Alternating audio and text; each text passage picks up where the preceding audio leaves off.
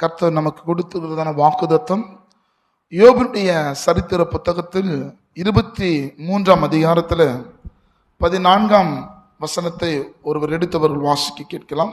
எனக்கு குறித்ததை அவர் நிறைவேற்றுவார். அந்த வசனத்தை நீங்க வேதத்தில் இருக்கிறவங்க இதை என்னோடு கூட இந்த வார்த்தை கேட்கிற என் அன்பு தேவ பிள்ளைகள், நீங்கள் இருக்கிற இடங்களில உங்க வேதாகமங்களை திருப்பிக் கொள்ளவும். யோபுடைய சரித்திர புத்தகத்துல 23ஆம் அதிகாரம் 14ஆம் வசனத்தை வாய்களை தெரிந்த நம்ம யாவும் சபை மக்களாய் நம் விசுவாசத்தோடு கூட இந்த மாதத்துல கர்த்தர் கொடுத்த வார்த்தை என்று விசுவாசித்து இந்த வார்த்தையை நம்ம வாயை திறந்து வாசிக்கலாமா? எனக்கு குறித்திருக்கிறதை யார் நிறைவேற்றுவார்? கர்த்தர் நிறைவேற்றுவார். இப்படிப்பட்டவைகள் இன்னும் அநேகம் அவரிடத்தில உண்டு. ஒரு ஆமென் சொல்லுங்களேன். அல்லேலூயா. எனக்கு குறித்திருக்கிறதை என் தேவன் எனக்காக நிறைவேற்ற வல்லவராயிருக்கிறார். அல்லேலூயா. இந்த மாதத்துல மனிதன் குறித்திருக்கிற காரியம் உங்க வாழ்க்கையில நடக்காது. மனிதன் யோசித்திருக்கிற காரியம் உங்க வாழ்க்கையில நடக்காது. ஒருவேளை நீங்கள் பிரயாசப்படுகிற காரியம் உங்க வாழ்க்கையில, ஒருவேளை நீங்க ஆவலா எதிர்பார்க்க, ஒருவேளை நீங்க ஆசைப்படுகிற காரியம் அது கர்த்தருக்கு பிரியமா இருந்தால் அந்த காரியங்களை கர்த்தர் இந்த மாதத்தில் மாறுதல் உங்க வாழ்க்கையில முடிய பண்ணுவார். அல்லேலூயா. இதுவரையிலும் பல நாட்களாய் பல மாதங்களாய் ஒவ்வொரு மாதமும் ஆண்டு வாக்குத்தத்தங்கள் நம்ம கேட்கிறோம். ஆனா ஒவ்வொரு மாதத்திலும் நம்ம எதிர்பார்க்கிறோம் நம்ம வாழ்க்கையில ஏதோ ஒரு மாற்றத்தை கர்த்தர் ஏற்படுத்த மாட்டாரா, என் வாழ்க்கையில அற்புதம் நடக்காதா என்று ஏங்கி தவித்துக் கொண்டிருக்கிற என் அன்பு தேவ பிள்ளைகளே, இன்றைக்கு உங்களை பார்த்து கர்த்தர் சொல்கிற வார்த்தை தான், கர்த்தர் உங்களுக்கு குறித்த காரியங்களை, உங்களை குறித்து வைத்திருக்கிறதான தீர்மானங்களை, உங்களை குறித்து வைத்திருக்கிறதான எல்லா யோசனைகளை கர்த்தர் இந்த மாதத்தில் நிறைவேற்றுவார். சத்தத்தை உயர்த்து. அல்லேலூயா. இப்ப இந்த வார்த்தையை கர்த்தர் எனக்கு கொடுத்தா அப்படின்னு விசுவாசமா இந்த வசனத்தை வாசிக்கலாமா? இது கர்த்தர் எனக்கு கொடுத்திருக்கிறாரு அப்படின்னு விசுவாசம். இந்த வசனத்தை எப்படி வாசிங்க? எனக்கு குறித்திருக்கிறதை அவர் நிறைவேற்றுவார். இப்படிப்பட்டவைகளும் இன்னும் அவரிடத்தில் எவ்வளவா இருக்குதா? இந்த பிளெஸிங், இந்த ஆசீர்வாதம் இது மாத்திரம் அல்ல, இனி ஒரு நாட்களில் நீ கிரகிக்க முடியாத காரியங்கள், உன்னுடைய சிந்தனையில் எட்டப்படாத காரியங்களை கர்த்தர் உன் வாழ்க்கையில செய்வதற்கு தேவன் உண்மையுள்ளவராக இருக்கிறார். நான் மீண்டும் சொல்றேன், இந்த மாதத்துல உங்க வாழ்க்கையில வர வேண்டிய ஆசீர்வாதங்கள் அது உங்களுடைய சுயத்தினாலும் இல்ல உங்க முயற்சியினாலும் வருகிற ஆசீர்வாதங்கள் அல்ல. அல்லேலூயா. இந்த மாதத்தில் கொடுக்கப்பட வேண்டிய உங்க கையில வருகிற ஆசீர்வாதங்கள் எல்லாவற்றையுமே கர்த்தர் ஆல்ரெடி உனக்காக தேவன் தீர்மானிக்கப்பட்ட காரியங்களை தான் இந்த மாதத்தில் கர்த்தர் உங்க கையில கொடுக்க போகிறார். அல்லேலூயா. அப்ப ஆண்டவர் இந்த நாளில கர்த்தருடைய வார்த்தை எனக்கு குறிக்கப்பட்டதை ஆண்டவர் நிறைவேற்றுவார். யாருடைய வாழ்வில கர்த்தர் நிறைவேற்றுவார் என்று சொன்னால் நீங்கள் எடுத்து வாசிக்க கேட்கலாம். ரோமருக்கு எழுதின புத்தகத்துல 8ஆம் அதிகாரத்துல 28ஆம் வசனத்தை வாசிக்க கேட்போம். ரோமருக்கு எழுதின நிருபனம் 8ஆம் அதிகாரம் 28ஆம் வசனத்தை வாசிக்க கேட்போம். அன்றியும் அவருடைய தீர்மானத்தின்படி அழைக்கப்பட்டவர்களாய் தேவனிடத்தில அன்பு கூறுகிறவர்களுக்கு தான் கர்த்தர் சகலமும் நன்மைக்கு ஏதுவாக நடக்க பண்ணுகிறார். அல்லேலூயா. அப்ப முதல் ஆசீர்வாதம், யாருடைய வாழ்க்கையில கர்த்தர் தம்முடைய நன்மைகளை செய்ய போகிறார்னா, யார் அவரிடத்தில் அன்பு கூறுகிறார்களோ அவருடைய வாழ்வில கர்த்தர் இந்த மாதத்துல நன்மையான காரியங்களை கர்த்தர் செய்ய போகிறார். அல்லேலூயா. முதல் ஆசீர்வாதம், யாருடைய வாழ்க்கையில கர்த்தர் நன்மை செய்ய விரும்புகிறார் என்று சொன்னா, தேவனிடத்தில் அன்பு கூறுகிற பிள்ளைகளுக்கு கர்த்தர் இந்த மாதத்துல அவர் உனக்காக நியமித்திருக்கிற, உனக்காக குறித்திருக்கிற சகல ஆசீர்வாதங்களும் அதை கர்த்தர் நன்மைக்கு ஏதுவாகவே கர்த்தர் முடிய பண்ண போகிறார். அல்லேலூயா. சில ஆசீர்வாதங்கள் தடைப்படுகிறது, சில ஆசீர்வாதங்கள் ஒருவேளை விலகி போகுது சொன்னா நீங்கள் விசுவாசிங்க, கர்த்தருக்கு இது பிரியம் இல்லை, இதை காட்டிலும் சிறந்த ஒரு ஆசீர்வாதம் எனக்காக கர்த்தர் நியமித்து வைத்திருக்கிறார். அந்த நியமிக்கப்பட்ட ஆசீர்வாதம் இந்த மாதத்துல என் வாழ்க்கையில என் தேவன் செய்வதற்கு உண்மையுள்ளவராக இருக்கிறார். அல்லேலூயா. எதை குறித்தும் கலங்காதீர்கள், எதை குறித்து ஒருவேளை தவிக்காதீங்க, ஒருவேளை கன்ஃபியூஸோடு கூட இருமனமா இருக்காதீங்க. கர்த்தர் இந்த மாதத்துல தீர்க்க தரிசனமா சொல்கிறார், கர்த்தர் உனக்காக குறித்ததை அவர் நிறைவேற்றுகிற வரையிலும் என் தேவன் உன்னை கைவிட போவதில்லை. அல்லேலூயா. யாருடைய வாழ்க்கையில கர்த்தர் தம்முடைய பிள்ளைகளுக்கு நன்மை செய்கிறார் சொன்னா, அவரிடத்தில் அன்பு கூறுகிற பிள்ளைகளுக்கு கர்த்தர் முதலாவதாக நன்மை செய்கிறார். மீண்டும் வாசிக்கலாமா? ரோமருக்கு எழுதிய நிருபணத்துல விட்டதன் வாசிங்க 8:28. தேவனிடத்தில் அன்பு கூறுகிறவர்களுக்கு, உலகத்துல அன்பு கூர்ந்தீங்க சொன்னா அந்த அன்பு சில சூழ்நிலைகளில் சில காலகட்டங்களில் அந்த அன்புகள் மாறிடும். ஒருவேளை உதவி செய்யறன்ற வருகிற அன்பு சில இடத்துல என்ன பார்க்க சொன்னா, மனித அன்புகள், அந்த மனித உதவிகள் அது நிர்மூலமாகப்படும். அல்லேலூயா. இந்த அன்புகள், உலகம் கொடுக்கிற அன்புகள் எல்லா நேரத்திலும் நம்ம என்ன ஆகாதுன்னு சொன்னா திருப்திப்படுத்தவே படுத்தாது. அல்லேலூயா. ஆனா கிறிஸ்துவுடைய அன்பு, நான் எந்த இடத்துல இருந்தாலும் அந்த அன்பு என்னை நெருக்கி கொண்டே இருக்கும். அல்லேலூயா. நான் எவ்வளவுதான் தூரம் போனாலும் எனக்காக தேடி வருகிற ஒரு அன்பு. அல்லேலூயா. வேதம் அதுதான் சொல்லப்படுகிறது, தேவனிடத்தில் அன்பு கூறுகிறவர்களுக்கு. சொல்லுங்க, என் வாழ்க்கையில, வாயை திறந்து சொல்லுங்க, என் வாழ்க்கையில சகலமும் நன்மைக்கு எதுவாகவே இந்த மாதத்துல கர்த்தர் எனக்கும் என் குடும்பத்திற்கும் என் சபைக்கும் என் தனிப்பட்ட வாழ்க்கைக்கும் கர்த்தர் குறித்திருக்கிற காரியத்தை என் வாழ்க்கையில அவர் உண்மையாய் முழுமையாய் நிறைவேற்ற உண்மையுள்ளவராய் இருக்கிறார். யாரும் விசுவாசிக்கிறீங்க? அல்லேலூயா. முதல் யாருடைய வாழ்க்கையில கர்த்தர் நன்மை செய்வார்னு சொன்னா, தேவனிடத்துல அன்பு கூறுகிறவர்களுக்கு கர்த்தர் நன்மையான காரியங்களை செய்வார். ஒருவேளை அநேக நாட்களா நான் கர்த்தருடைய சபையில் இருக்கிறேன், அநேக ஆண்டுகளா நான் ஜெபிக்கிறேன், ஆனா என் வாழ்க்கையில மாறுதல் ஏற்படல. ஒருவேளை நீங்க சோர்ந்து போயிருக்கலாம். இன்னைக்கு கர்த்தர் சொல்லுகிறார், உன் வாழ்க்கையில நீ தேவனிடத்தில் அன்பு கூறினதுனாலதான் இந்த நாள் வரையிலும் கர்த்தர் உன்னை நடத்தி வந்திருக்கிறாரு. அல்லேலூயா. சில ஆசீர்வாதங்கள், நீ விரும்பின காரியங்கள் உனக்கு கிடைக்காம போனது, தேவன் உங்க மேல வச்ச அன்பு அதை காட்டிலும் பெரியது. நீ விரும்பின ஒரு காரியம் உனக்கு கிடைக்காம போது சொன்னா, அந்த ஆசீர்வாதங்களை காட்டிலும் தேவன் உங்க மேல வச்சிருக்கிறதான அன்பு அது பெரியது. ஏன்னா அது உன் வாழ்க்கைக்கு சரியானதாகவும் உகந்ததாகவும் இல்லைன்னு நினைச்சதான் சில ஆசீர்வாதங்களை கர்த்தர் என்ன பண்றாரு, தடை செய்கிறார். அல்லேலூயா. விசுவாசிக்கிறீங்களா? அல்லேலூயா. அப்ப முதல் நன்மை யாருடைய வாழ்க்கையில நடக்குதுன்னு சொன்னா, கர்த்தர் மேல அன்பு செலுக்கிற பிள்ளைகளுக்கு கர்த்தர் சகலமும், சத்தமா சொல்ல மாட்டேங்கிறீங்களா, கர்த்தர் சகலமும். இப்ப நம்ம வாசம் இந்த நாள் வாக்குதத்தம் எதை குறித்து நம்ம தியானிக்கிறோம்? எனக்கு குறித்திருக்கிறதை. இது யார் சொல்றது? யோபு சொல்ற. இந்த வார்த்தை யார் சொல்றதுங்க? யோபு சொல்ற. ஆனா நம்ம யோபு எதன் பின்னணியில் இருந்து இந்த வார்த்தையை பிரகடனப்படுத்தினாரு, எதனுடைய பின்னணியிலிருந்து வார்த்தை சொன்னார்னு விளங்கினாதான் நம்முடைய வாழ்க்கையில பல மாற்றுதல் ஏற்படும். நான் முதல்ல சொன்னேன், யாருடைய வாழ்க்கையில நன்மை கர்த்தர் செய்வார் சொன்னா, அவரிடத்துல அன்பு கூறுகிற பிள்ளைகளுக்கு கர்த்தனாவா இருப்பாரு, சகலமும் நன்மைக்கு ஏதுவான காரியங்களை கர்த்தர் செய்வார். இரண்டாவது ஒரு ஆசீர்வாதம் நீங்க எடுத்து வாசிக்க கேட்கலாம். யோபுடைய சரித்திர புத்தகத்துல 23ஆம் அதிகாரத்துல நீங்க எடுத்து வாசிங்க. 2ஆம் வசனம், 3ஆம் வசனம், 4ஆம் வசனம் வாசிக்கலாமா? இன்றைய தினமும் எப்படி இருக்குங்க? யோபுடைய ஸ்டேட்மெண்ட் சொல்றார். யோபுடைய, நீங்க முதல்ல கூட வாசிக்கலாம். நீங்க யோபுடைய சரித்திர புத்தகத்துல 23ஆம் அதிகாரத்துல 1 முதல் நம்ம 4ஆம் வசனம் வாசிக்கலாமா? யோபு பிரதித்திரமாக, இன்றைய தினமும். ஒருவேளை உங்களுடைய அங்கலாய்ப்பு எல்லா இடத்திலும் ஒரு பிரச்சனை முடிஞ்சா அடுத்த பிரச்சனை ரெடியா இருக்கு பிரதர், என்னுடைய எல்லா திசைகளிலும் எனக்கு சமாதானம் இல்லை, எல்லா இடத்திலும் எனக்கு கண்ணீருடைய பள்ளத்தாக்குல போற, எந்த இடத்திலுமே எனக்கு நிறைவான ஆசீர்வாதத்தை பார்க்க முடியல. ஒருவேளை அப்படிப்பட்ட ஒரு அனுபவத்துக்குள்ள நீங்க இருக்கிறீங்க சொன்னா, கர்த்தர் சொல்ற அப்படிப்பட்ட அனுபவத்தில் தான் யோபு இருக்கிறார். வாசிக்கலாம். 2ஆம் வசனம் வாசிங்க. இன்றைய தினமும் முரட்டுத்தனமாக எண்ணப்படுகிறது. என்ன பாருங்க, என் தவிப்பை நான் யாருக்கிட்டுமே சொல்ல முடியாத ஒரு தவிப்பு என் இருதயத்தில் இருக்குது. நான் யாரிடமிடத்திலுமே பகிர்ந்து கொள்ள முடியாத ஒரு பாரம் எனக்குள்ள இருக்கிறது. ஒருவேளை கடந்த 3 மாதங்களா பல தவிப்புக்குள்ள ஒரு சிக்கிக்கொண்ட ஆட்டுகளை போல நீங்க ஒரு மாட்டிக்கொண்டு கூட இருக்கலாம். இன்றைக்கு கர்த்தர் உங்களை பார்த்து சொல்கிறார், அவரிடத்தில் அன்பு கூறுகிறவர்களுக்கு கர்த்தர் சொல்ற ஒரு தீர்க்க தரிசனம் வார்த்தை, சகலமும் நன்மைக்கு ஏதுவாகவே இந்த மாதத்துல கர்த்தர் உங்க வாழ்க்கையில அவர் முடிக்க பண்ண என் தேவன் உண்மையுள்ளவராக இருக்கிறார். அல்லேலூயா.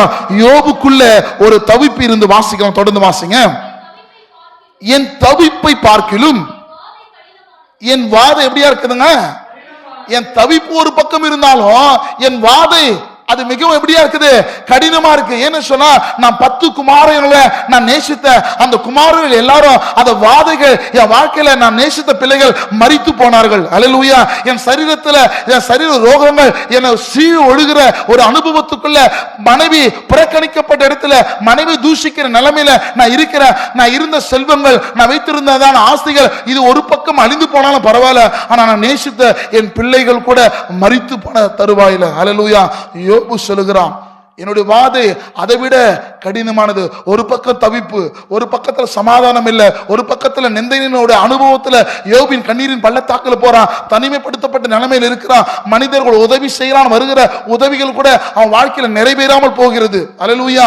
யோபுடைய நண்பர்கள் யோபுக்கு நன்மை செய்ய வராங்க, அந்த நன்மை கூட யோபுடைய வாழ்க்கையில் நிறைவேறாதபடிக்கு சத்துரு அந்த காரியத்துல தடை செய்கிறான். அல்லேலூயா. இது எப்படிப்பட்ட ஒரு மோசமான ஒரு அனுபவம், கடினமான ஒரு அனுபவம். மனிதர்கள் நன்மை செய்ய வராங்க, அந்த நன்மை செய்கிற காரியமே யோபுடைய வாழ்க்கையில பலிக்கவே இல்லை. யாருக்கெல்லாம் விளங்குதுங்க? அப்படிப்பட்ட அனுபவத்துல யோபு இருக்கிறான். ஒன்று புரிஞ்சு கொள்ளுங்க, இந்த மாதத்துல உங்களுக்கு வர வேண்டிய ஆசீர்வாதம் மனிதரிடத்திலிருந்து அல்ல. யாருக்கு விளங்குதுங்க? இந்த மாதத்தினுடைய ஆசீர்வாதம் அல்ல. நீங்கள் ஜீவன் இருக்கிற வரையிலும் உங்கள் ஆசீர்வாதம் தெய்வத்தில் இருந்து தான் வரணும். அல்லேலூயா. வாசிக்கலாம். 3ஆம் வசனம் வாசிங்க. நான் அவரை எங்கே கண்டு சந்திக்கலாம் என்பதை அறிந்தால் நலமா இருக்கும். அவனுக்குள்ள இருக்கிற வியாகுலத்தை சொல்றான். ஒருவேளை ஒரு விஷயம், எவ்வளோ வாதைகள் தவிப்புகள் என் வாழ்க்கையில் இருக்குது, ஆனா ஒரு முறை நான் அவரை பார்த்துட்டு என் இருதயத்தில் இருக்கிறதான அந்த அங்கலாய்ப்புகளை, அந்த தவிப்புகளை, அந்த வாதைகளை, நான் ஒரு விஷயம், ஏன் என் வாழ்க்கையில இப்படிப்பட்டதான காரியத்தை நீ அனுபவித்து, இப்படிப்பட்டதான காரியத்தை ஏன் என் வாழ்க்கையில நடந்துச்சுன்னு சொல்றது கூட கேட்க கூட யோபுக்கு ஆட்கள் இல்லாத சூழ்நிலையில யோபு அங்கலாய்த்து கொண்டிருக்கிறார். இருக்கீங்களா? யோபு போல பாடு அனுபவித்த மனிதன் வேதத்துல ஒருவரும் இல்லை. ஒரு பக்கம் அங்கலாய்ப்பு, ஒரு பக்கம் தவிப்பு, ஒரு பக்கம் வாதை, ஒரு பக்கத்துல உதவி செய்யற மனுஷனுடைய ஆசீர்வாதம் என் வாழ்க்கைக்கு தடையா இருக்குது. இன்னொரு பக்கம் என்னுடைய பிரச்சனையை ஆண்டவர்கிட்ட சொல்லலாம்னு நினைக்கிறேன், அந்த தெய்வத்தை கூட என்னால பார்க்க முடியல. பல ஆண்டுகளாய், பல மாதங்களா என் குடும்பத்துக்காக, என் பிள்ளைகளுக்காக நான் ஜெபிக்கிறேன். ஒரு மாறுதலும் ஒரு மாற்றத்தையும் என் வாழ்க்கையில நடக்கல. ஒருவேளை சோர்ந்து போய் இந்த வார்த்தை கேட்கிறீங்களா? கர்த்தர் இன்றைக்கு உங்களை பார்த்து தான் சொல்கிறார், கர்த்தர் மேல் அன்பு கூறுகிறவர்களுக்கு சகலமும். அல்லேலூயா. ஒரு பக்கம் உபத்திரவம் இருக்கலாம், ஒரு பக்கம் போராட்டங்கள் இருக்கலாம், ஒரு பக்கம் வியாகுலங்கள் இருக்கலாம். நீங்க தொடர்ந்து வாசிக்கலாம். வாசிங்க. வந்து சேர்ந்து எப்படி சொல்றான்? என் நியாயத்தை ஒன்ன சொல்லல, என் நியாயத்தை எப்படி படுத்த போற சொன்னா, வரிசைப்படுத்த வசனத்தை நீங்க வசனமா படிக்காதீங்க, அதுல இருக்கிற ஆழத்தையும் அகலத்தையும் பாருங்க. அவன் சொல்றான், ஒரு பிரச்சனை அல்ல, 2 பிரச்சனை அல்ல. அப்ப வரிசை என்பது நீளத்தை குறிக்கிறது. இது ஒரு வரிசையா இருக்கிற பிரச்சனை அல்ல. என் வாழ்க்கையில வரிசை வரிசையா இருக்கிற உபத்திரத்தின் பள்ளத்தாக்கில நான் நடந்து போய் கொண்டிருக்கிறேன். வியாகுலம் என்கிற பள்ளத்தாக்கில நான் நடந்து போயிருக்கிறேன். என்னை ஆறுதலை படுத்த ஒரு துணம் இல்ல, என் மனைவி என்னோடு கூட இல்ல, நான் நேசித்த பிள்ளைகள் இல்ல, நான் சேர்த்து வைத்த அந்தஸ்துகள் இல்ல, ஆஸ்திகள் இல்ல, அதிகாரங்கள் இல்ல, என் நண்பர்கள் உதவி செய்கிற நேரத்தில் அந்த உதவிகள் கூட எனக்கு கிடைக்காமல் போடபடி சத்துருக்கள் எத்தனை விதமான தடைகள் என் வாழ்க்கையில நான் அனுபவித்துக் கொண்டிருக்கிறேன். அந்த அனுபவத்தை எப்படியா யோபு பதிவு செய்கிறான் என்று சொன்னா, அந்த உபத்திரவத்தை நான் வரிசை வரிசையாய் வைத்து யார்கிட்ட சொல்ல போறாரா? அல்லேலூயா. பல ஆண்டுகளா நான் ஜெபிக்கிறேன், ஒரு அசைவும் ஏற்படல, ஒரு மாற்றத்தையும் ஏற்படுத்தல. ஒருவேளை நீ கலங்கி கொண்டிருக்கலாம். இன்றைக்கு கர்த்தர் உன்னை பார்த்து சொல்லுகிறார், உன்னை பார்த்து கர்த்தர் சொல்லுகிறார், உன் வாழ்க்கையில எத்தனை நிந்தையில, தவிப்புல, அங்கலாய்ப்புல நீ கடந்து போயிருந்தாலும் கர்த்தர் சொல்லுகிறார். வாசிங்க 4ஆம் வசனத்தை எல்லாம் வாய் திறந்து கரங்களை பார்த்து வாசிக்கலாமா? என் நியாயத்தை அவருக்கு முன்பாக வரிசையாய் வைத்து காரியத்தை ரூபிக்கும் வார்த்தைகளால் என் வாயை நிரப்புவேன். அல்லேலூயா. 5ஆம் வசனம் வாசிங்க. அவருடைய மறுமொழியை நான் அறிந்து அவர் எனக்கு சொல்வதை உணர்ந்து கொள்ளுவேன். ஒரு ஏக்கம் இருக்கு. கடைசி ஸ்டேட்மெண்ட் எது தெரியுமா? நான் கடைசியா ஒரு முறை நான் என்னுடைய பிரச்சனையை அவர்கிட்ட சொல்லிட்டு அவர் ஒரு ஆலோசனை சொல்லுவார்ல, அந்த ஆலோசனை கேட்டு நான் ரொம்ப சாட்டிஸ்ஃபைட் ஆயிடுவேன். அவன் எது நினைக்கிறான்? நான் ஒரே ஒரு விஷயம், ஒரு சவுண்ட், நான் இருக்கிறேன்பா, நீ பயப்படாத ஒரு வார்த்தை நான் கேட்டா என் ஆத்துமா நான் துளிந்து போவோம், பயப்படாத நான் உன் கூட இருக்கிறேன்னு அவன் சொல்ற ஒரே ஒரு வார்த்தை என் ஆத்துமாவை பலப்படுத்தினா அவன் அங்கலாய்க்கிறான். அவன் விரும்பின காரியம் அவன் வாழ்க்கையில நடக்கவே இல்லை. கடைசி தான் ஆசைப்படுறான். அவர் சொல்ற ஒரு வார்த்தை, அந்த மறு வார்த்தையை நான் கேட்டு அதன்படி நான் நடக்க ஆசைப்படுறேன். யோசிச்சு பாருங்க. நிர்பந்தமான மனிதனாய், தனி நபராய், குடும்பத்தால் புறக்கணிக்கப்பட்ட பிள்ளைகளை இழந்து அவன் தனி நபராய் இருக்கிறான். அவனுக்குன்னு உதவி செய்ய ஒருவரும் இல்லை. ஒருவேளை தனிநபர்களா எல்லாரும் இருந்து ஒரு தனிமையை படுத்தப்பட்டிருக்கலாம். கர்த்தர் இன்றைக்கு உங்களை பார்த்து சொல்லுகிறார், கர்த்தரிடத்தில் அன்பு கூறுகிறவர்களுக்கு சகலமும் விசுவாசிக்கிறீங்களா? அல்லேலூயா. அடுத்த ஸ்டேட்மெண்ட் அவன் சொல்றான். நீங்க தொடர்ந்து வாசிக்கலாம். 8ஆம் வசனம் வாசிக்க. எனக்கு டைம் இல்லை, நான் நேரா கடந்து போகிறேன். 8ஆம் வசனம் வாசிக்கலாம். இதோ அவன் அடுத்த ஸ்டேட்மெண்ட் சொல்றான். நான் முன்னாக போனாலும் அவர் இல்லை, பின்னாக போனாலும் அவரை காணேன், இடதுபுறத்திலும் அவர் கிரியை செய்தும் அவரை காணேன், வலதுபுறத்திலும் நான் அவரை காணாதபடிக்கு அவர் எப்படி இருக்கிறாரு? ஒளிந்திருக்கிறார். அநேக மாதங்களா நான் ஜெபிக்கிறேன், என் ஜெபத்திற்கு ஆண்டவர் என் தெய்வம் எனக்கு பதில் தரல. ஒருவேளை யோபு போல எல்லா திசைகளிலும் சோர்ந்து போய் ஒருவேளை இந்த வார்த்தையை நீங்க கேட்கலாம். இன்றைக்கு கர்த்தர் உங்களை பார்த்து சொல்கிறார், உனக்கான குறித்ததை, உனக்காக நியமிக்கப்பட்ட காரியத்தை இந்த மாதத்துல என் தேவன் வானத்தின் பலகணியை திறந்து இடம் கொள்ளாமல் போக மட்டும் அளவு என் தெய்வம் உங்களை ஆசீர்வதிப்பதற்கு அவர் உண்மையுள்ளவராய். யார் விசுவாசிக்கிறீங்க? அல்லேலூயா. முற்புறத்திலே பார்க்கிறாரு, பிற்புறத்திலும் பார்க்கிறாரு, வலதுபுறத்திலும் பார்க்கிறாரு, கிரியை செய்கிறாரு, இடதுபுறத்திலும் பார்க்கிறாரு. அவரை பார்க்கல. அவன் இரண்டாவது ஒரு வார்த்தை சொல்றான், அவர் ஒளிந்திருக்கிறார். என்னை பார்க்க கூட அவர் விரும்பவில்லை, என்னை பார்க்க கூட அவருக்கு ஆசைப்படல. அப்படிப்பட்ட நிர்பந்தமான நிலையில எல்லாரும் புறக்கணிக்கப்பட்ட ஒரு சூழ்நிலையா இருந்தாலும் என தாய் என் கருவில் உருவாக முன்பதாகவே பெயர் சொல்லி அழைத்த தெய்வம் கூட என்னுடைய அங்கலாய்ப்புல ஒரு வார்த்தை சொல்ல அவர் வரல. யாருக்கு விளங்குதுங்க? அல்லேலூயா. ஒன்னு சொல்றேங்க, நீங்க ஜெபிக்கிற ஒவ்வொரு ஜெபங்களும் அவர் ஒளிந்திருக்கிறார் என்று சொன்னா அவருடைய நேரமும் அவருடைய காலமும் வரும்போது அவரை நீங்க பார்க்கும்படி கர்த்தர் கிருபை செய்வார். யார் விசுவாசிக்கிறீங்க? அல்லேலூயா. நீங்க வாசிக்கலாம். 10ஆம் வசனம் வாசிங்களேன். ஆனாலும் யோபுக்குள்ள இருந்த ஒரு ஸ்பெஷல் பிளஸிங், ஒரு எவ்வளவு நெருக்கம் இருக்கு. ஆனா அவன் சொன்ன ஸ்டேட்மெண்ட் எதில் முடிக்கிறான்னா, ஆனாலும் அவர் ஒளிந்திருக்கலாம், நான் முன்புறத்தில் போனாமல் இல்லாமல் போகலாம், நான் பிற்புறத்தில் போனாமல் இல்லாமல் போகலாம், நான் வலதுபுறத்தில் கிரியைகள் செய்தாலும் ஒருவேளை காணாமல் போகலாம், அவர் ஒளிந்திருந்தாலும் பரவாயில்ல, ஆனா நான் எங்க இருக்கிறன்ற விஷயம் அவருக்கு நல்லா தெரியும். யாரு விளங்குதுங்க? அல்லேலூயா. நீ எங்க இருக்கிறன்ற விஷயம் யாருக்கு நல்லா தெரியும்? யார் விசுவாசிக்கிறீங்க? முதல் காரியம் நான் சொன்னேன், தேவனிடத்தில் அன்பு கூறுகிறவர்களுக்கு சகலமும். இரண்டாவது பிளஸிங், யார் அவரை நம்புகிறார்களோ அவருடைய வாழ்க்கையில கர்த்தர் அவர்கள் வழிகளை அறிந்திருக்கிறார். இரண்டாவது நபர் யார் சொன்னா, யார் அவரை நம்புகிறார்களோ. அல்லேலூயா. எல்லாமே போச்சு. ஆனா போன நேரத்தில் யோபு ஒரு வார்த்தை சொல்றாரு. 10ஆம் வசனம் வாசிக்கலாமா? யோபு சரித்திர புத்தகத்தில் 23:10 வாசிங்க. ஆனாலும் நான் போகும் வழியை அவர் அறிவார், அவர் என்ன சத்தமா சொல்ல மாட்டேங்கிறீங்களே, அவர் என்னை சோதித்த பின்னு நான் பொன்னாக விளங்குவேன் என்று எப்ப சொல்ற, பொன்னா மாறாத முன்னாடியே ஒரு ஸ்டேட்மெண்ட் யோபு சொன்னா பாத்தியா? இந்த வார்த்தை தான் யோபுடைய வாழ்க்கையில பல மாற்றத்தை கர்த்தர் ஏற்படுத்தினார். அல்லேலூயா. வேதம் சொல்லப்படுகிற காணப்படுகிறது அல்ல விசுவாசம், காணப்படாதவைகளை நீ விசுவாசிக்கிற பத்தியா, அதுதான் விசுவாசம். தோமாவை பார்த்து சொன்னா, நீ என்ன பார்த்ததுனால என்ன விசுவாசிக்கிறா, ஆனா என்ன காணாமல் என்னை விசுவாசிக்கிறவர்கள் அவன் என்னிலும் பெரிய காரியங்களை செய்வார்கள் என்று கர்த்தர் சொன்னார். இந்த மாதத்துல கர்த்தர் உங்க வாழ்க்கையில பெரிய காரியங்களை கர்த்தர் செய்வார். அல்லேலூயா. முதல் ஆசீர்வாதம், அவரிடத்தில் அன்பு கூறுகிறவர்களுக்கு சகலமும்.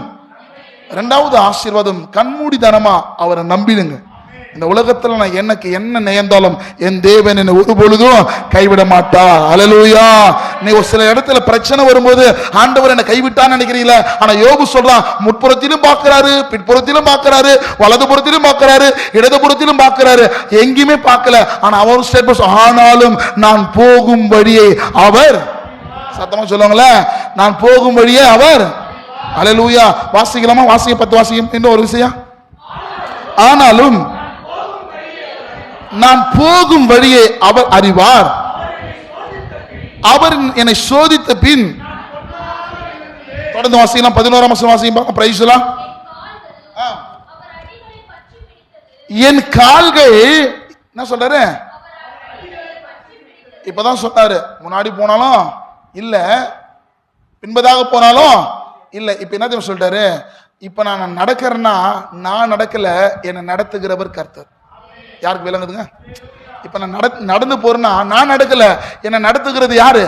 கர்த்தர்ன்றதுனாலதான் யோபு அந்த சரித்திரத்துல வார்த்தை சொல்றாரு, அவர்கள் வாசிங்க, பற்றி பிடித்தது அவருடைய நெறியை விட்டு என்ன பண்ணாருங்க. ஒரு பக்கம் எவ்வளவுதான் நெருக்கங்கள் வருது, ஆனா ஒரு இடத்திலும் யோபு விசுவாசத்துல நம்பிக்கையில தளர்ந்து போகவே போல. யார் விசுவாசிக்கிறீங்க? உங்க பிரச்சனை எதுவானா இருக்கலாம், உங்க பிரச்சனை எல்லாம் 4 திசையிலும் உனக்கு எல்லா ஒரு உபத்திரம் வரலாம். நீ சொல்லு, நான் போகும் வழியை கர்த்தர். விசுவாசிக்கிறோம் நாம சொல்லுங்கள, நான் போகும் வழியை கர்த்தர். 12ஆம் வசனம் வாசிங்க. 12.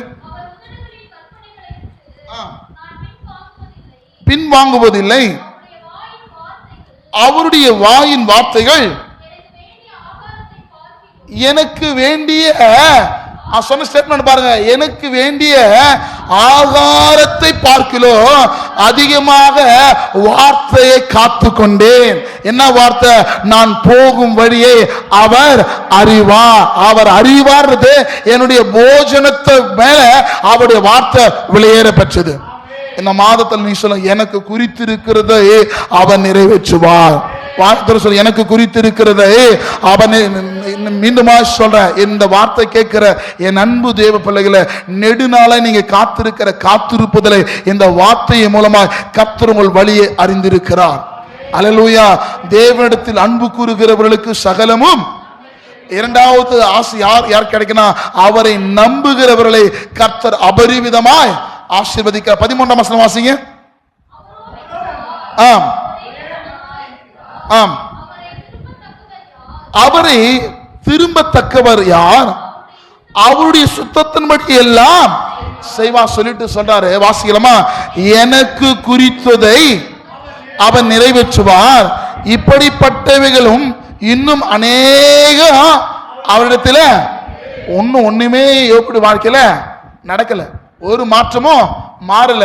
ஆனா மாறாத முன்னாடியே யோபு சொன்ன வார்த்தையை கர்த்தர் அங்கீகரித்தான்.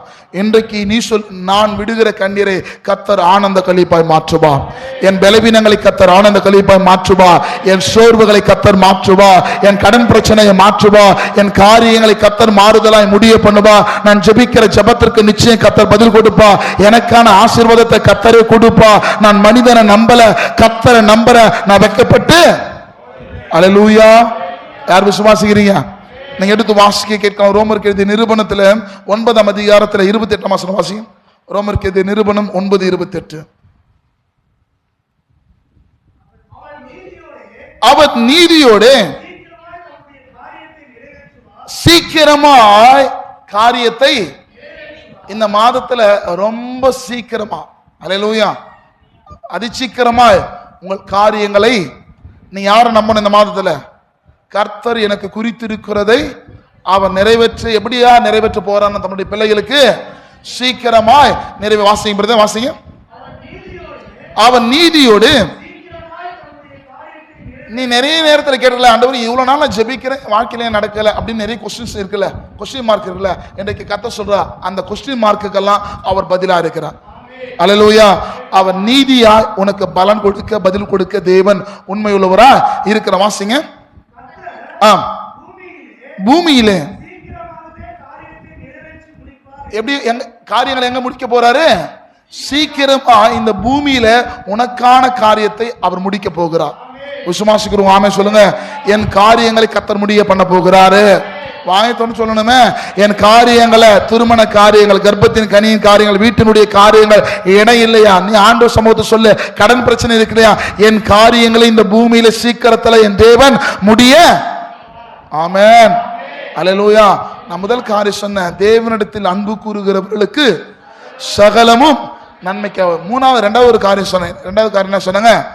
அவரை நம்புகிற பிள்ளைகளுக்கு கர்த்தர் நன்மையான காரியத்தை செய்வார். மூணாவது ஒரு காரியம், எது இழந்து போனாலும் விசுவாசத்திலிருந்து என்ன பண்ணக்கூடாது? விலகவே. இழப்பலதான் யோபு சொல்றாரு, நான் போகும் வழியே அவர் அறிவார். நீ எடுத்து வாசிக்க கேட்கலாம். அதே ரோமர்கேது நிருபணத்துல 4ஆம் அதிகாரத்துல 21ஆம் வசனம் வாசிங்க.